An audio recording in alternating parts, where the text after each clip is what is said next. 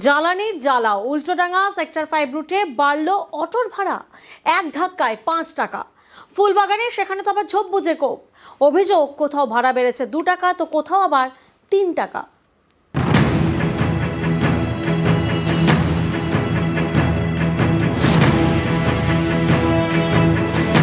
পশ্চিম Asia যুদ্ধ, 2 দফায় বেড়েছে অটো এলপিজির দাম। 10 দিনের মধ্যে দাম বেড়েছে 13 টাকা। এর জেরে কলকাতায় অটো এলপিজির দাম লিটারে 70 টাকা 68 পয়সা। এর জেরে বিভিন্ন রুটে বাড়িয়ে দেওয়া হয়েছে অটোর ভাড়া, যেমন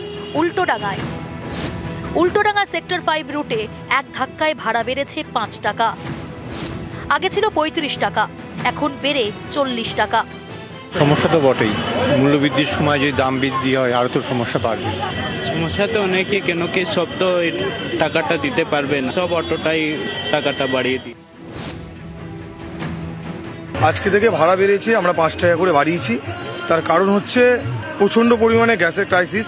মিনিমাম 8 ঘন্টা 9 ঘন্টা 10 ঘন্টা করে একটা অটোর লাইনে দাঁড়াতে হচ্ছে। তারপরে গ্যাসের ভাড়াও, গ্যাসের দামও বেড়ে গেছে, এখন 72 টাকা সামথিং হয়ে গেছে।